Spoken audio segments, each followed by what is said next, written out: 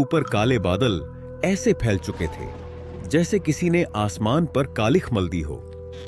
बैलगाड़ी की चरमराहट उस सन्नाटे को चीरती हुई आगे बढ़ रही थी। गाड़ी में 3 लोग बैठे थे।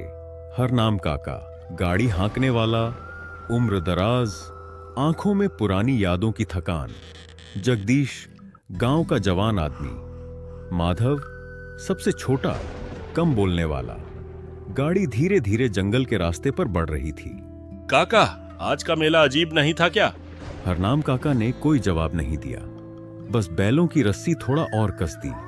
हाँ, लोग थे पर लगता नहीं था कि वो खुश थे। अरे छोड़ो यार, मेला है, भीड़ होती है, शोर होता है, थक गए होंगे। मेला सिर्फ देखने से नहीं समझ में आता जगदीश, कुछ मेले लौटते वक्त समझ आते हैं। जंगल अब घना होने लगा था। पेड़ पास पास खड़े थे। उनकी शाखाएं रास्ते के ऊपर झुक रही थीं, जैसे जानबूझकर गाड़ी को छूना चाहती हों। हवा में झींगुरों की आवाज थी और कहीं दूर से उल्लू की हू हू। काका, ये रास्ता हमेशा इतना सन्नाटा वाला तो नहीं था। रात में जंगल बोलता नहीं है। जैसे ही ये शब्द निकले, आसमान में बिजली कड़की। तेज नहीं, बस एक चेतावनी जैसी। अरे बारिश शुरू हो गई। नहीं, ऐसा नहीं होना चाहिए। क्या हुआ काका? ये रात, ये बरसात ठीक नहीं है। गाड़ी की रफ्तार अपने आप धीमी हो गई। काका, हम तो मेला देखकर लौट रहे हैं, किस बात का डर? डर आने जाने से नहीं लगता, डर वक्त से लगता है।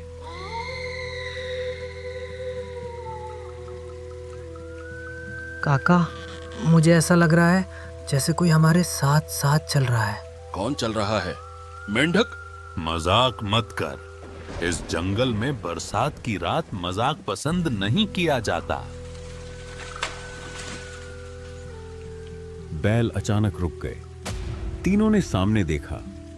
एक विशाल पेड़ रास्ते के बीचों बीच गिरा पड़ा था, जैसे किसी ने जानबूझकर उसे वहीं रखा हो। ये पेड़ सुबह तो यहाँ नहीं था। क्योंकि सुबह ये जंगल सोया हुआ था। बरसात और तेज हो गई। भगवान, फिर वही रात। कौन सी रात काका? 20 साल पहले ऐसी ही बरसात, ऐसी ही वापसी, और हम भी मेला देखकर लौट रहे थे। और उस रात मैं अकेला घर पहुंचा था। हमें वापस मुड़ना होगा। हरनाम काका ने गाड़ी मोड़नी चाहिए। बिजली चमकी और उस एक पल की रोशनी में माधव ने देखा जंगल के अंदर कुछ ऐसा जो मुस्कुरा रहा था, और उसी एक पल ने सब कुछ बदल दिया। फिर अंधेरा लौट आया। ऐसा अंधेरा जो आंखों से नहीं, सीधे दिमाग से देखा जाता है। बरसात अब सीधी नहीं गिर रही थी, वो तिरछी हो चुकी थी, जैसे हवा उसे जानबूझकर जंगल के अंदर धकेल रही हो। पेड़ों की टहनियां आपस में टकरा रही थीं। सूखी लकड़ियों की चरमराहट ऐसी लग रही थी जैसे कोई बहुत धीरे धीरे हंस रहा हो। जंगल की मिट्टी अब सिर्फ गीली नहीं थी, उसमें एक अजीब सी गर्मी थी, जैसे जमीन के नीचे कुछ बहुत पुराना जाग चुका हो। बरसात की हर बूंद पेड़ों से टकराकर अलग आवाज कर रही थी। ऐसा लगता जैसे किसी ने उंगली से किसी चीज को छू लिया हो। जंगल के अंदर कोई भी चीज सीधी नहीं थी, ना रास्ता, ना पेड़, ना हवा। कुछ दूरी पर एक पुराना रास्ता दिखाई देने लगा। कभी गांव वाले उसी रास्ते से शमशान जाया करते थे, अब वहां कोई नहीं जाता था। बरसात की आवाज के बीच एक नई आवाज घुलने लगी, जैसे कोई नंगे पांव गीली मिट्टी पर चल रहा हो। पेड़ों के बीच कुछ जगहें बाकी जंगल से ज्यादा काली थीं। ऐसा नहीं कि वहां रोशनी नहीं पहुंच रही थी, बल्कि ऐसा लग रहा था जैसे रोशनी वहां जाने से मना कर दी गई हो। बरसात के साथ साथ समय भी धीमा पड़ने लगा। ऐसा महसूस होने लगा जैसे बैलगाड़ी आगे बढ़ रही हो, लेकिन जंगल उसी जगह टिका हुआ हो। कभी कभी ऐसा लगता जैसे रास्ता खुद पीछे खिसक रहा हो। जंगल में कुत्तों के भौंकने की आवाज आई, जैसे कोई आवाज किसी जगह पर फंसी हो। बरसात अचानक और तेज हो गई। पेड़ों से पानी की धाराएं गिरने लगीं। उन धाराओं में कभी कभी कोई आकृति बनती और अगले ही पल टूट जाती। जंगल अब सिर्फ जगह नहीं रहा था, वो एक स्थिति बन चुका था, एक ऐसा हाल जिसमें फंसने के बाद दिमाग सही फैसले नहीं ले पाता। बरसात की वो रात अब सिर्फ बरसात नहीं थी, वो एक दरवाजा बन चुकी थी और जंगल धीरे धीरे उस दरवाजे को खोल रहा था। जंगल का रास्ता कभी सीधा नहीं होता, वो धीरे धीरे आपको वहां ले जाता है जहां आप जाना नहीं चाहते। कुछ ही देर में पेड़ों के बीच से टूटी हुई दीवारें दिखाई देने लगीं, काई जमी हुई, समय से भी पुरानी। वह कब्रिस्तान था। हवा अचानक ठंडी हो गई। बारिश वही थी, पर ठंड अलग थी। जमीन पर पानी जमा था और उन गड्ढों में कब्रों की टेढ़ी परछाइयां हिल रही थी। बैल अपने आप धीमे हो गए। बरसात की आवाज के बीच एक नई आवाज उभरी, मिट्टी के खिसकने की, जैसे किसी कब्र के अंदर कुछ करवट ले रहा हो। पीछे मत देखना, सीधे बैठो। काका, ये वही जगह है क्या, 20 साल पहले वाली? हाँ, यही है। माधव की आंखें कब्रों के बीच घूम रही थीं। उसे लगा जैसे हर कब्र का सिरा हल्का सा ऊपर उठ रहा है, जैसे कोई अंदर से धक्का दे रहा हो। बारिश अचानक कम हो गई, बस इतनी कि आवाजें साफ सुनाई देने लगीं। और तभी कब्रिस्तान के अंदर किसी के चलने की आहट आई। हवा अब सीधे चेहरों पर लग रही थी, जैसे कोई बहुत पास खड़ा हो। एक कब्र के पास पानी जमा था।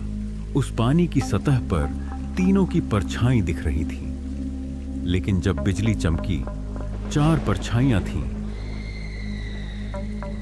बारिश फिर तेज हो गई, जैसे जंगल ने आवाजों को ढकने का फैसला कर लिया हो।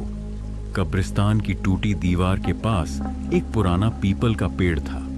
उसकी जड़ें जमीन से बाहर निकली हुई थीं और उन जड़ों के बीच कुछ सफेद चमका, हड्डी।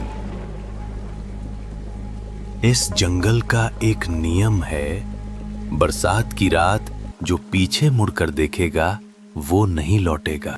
तभी किसी ने उनके पीछे बहुत पास से हल्की सी फूंक मारी, ठंडी, गीली। काका, मेरे पीछे कोई खड़ा है। पीछे मत देखना। एक पल के लिए बारिश पूरी तरह रुक गई। जंगल शांत हो गया, इतना शांत कि दिल की धड़कन भी बाहर सुनाई देने लगी। और फिर माधव से गलती हो गई। उसने बस आधा सिर घुमाया, बिजली कड़की और उस एक चमक में उसने देखा कब्रों के बीच कोई खड़ा था और उसके होंठ धीरे धीरे मुस्कुरा रहे थे। बैल बेकाबू होकर आगे भागे। बैलगाड़ी झटके से कब्रिस्तान पार कर गई। पीछे मुड़कर देखने की हिम्मत किसी में नहीं थी, लेकिन उस रात तीनों को महसूस हुआ, अब वे 3 नहीं रहे, कुछ उनके साथ चल पड़ा है। माधव चुप था, उसकी सांस थोड़ी गहरी हो गई थी। हरनाम काका रस्सी थामे आगे देख रहे थे। जगदीश बार बार पीछे की तरफ देखने से खुद को रोक रहा था। जंगल अब पहले से ज्यादा पास लग रहा था। पेड़ रास्ते पर झुकाए थे, जैसे गाड़ी को छूना चाहते हों। और उसी पल एक अलग आवाज खुली, माधव। माधव ने तुरंत सिर उठाया। उसकी आंखों में डर था। जगदीश, तुमने कुछ सुना? क्या? अगर कोई नाम ले, जवाब मत देना। माधव की सांस अटक गई। जंगल को जैसे यही चाहिए था। फिर वही फुसफुसाहट, इस बार बिल्कुल कान के पास। पीछे देख माधव, तूने देखा था और इस बार भी तू ही देखेगा। माधव ने होंठ भींच लिए, पर आवाज अब बदल चुकी थी। अब वो फुसफुसाहट नहीं थी। माधव को अचानक लगा गाड़ी रुक गई है। उसने इधर उधर देखा। जंगल स्थिर था, जगदीश और हरनाम गायब। फिर पीछे से कदमों की आवाज। माधव। आवाज सामने से आई। उसने आंखें खोली। गाड़ी फिर चल रही थी। जगदीश और हरनाम वहीं थे, जैसे कुछ हुआ ही न हो। कहाँ खोया है? किसे देख रहा है? उसके कान के पास बहुत हल्की हंसी गूंजी और पहली बार उसके होंठ बिना वजह हल्के से मुस्कुराए। हरनाम काका ने वो मुस्कान देख ली। उनकी उंगलियां रस्सी पर कस गईं। जिसे वो चुन लेता है उसे वापस लाना आसान नहीं होता। और वो माधव के बिल्कुल पीछे चल रही थी। माधव चुप बैठा था। उसकी आंखें खुली थीं, पर वो बाहर नहीं देख रहा था। उसकी सांस से भाप निकल रही थी। ठंडी रात में ऐसा होना सामान्य था, लेकिन जगदीश ने गौर किया। हरनाम काका की सांस सामान्य थी, अपनी भी। सिर्फ माधव की सांस धुंध बना रही थी।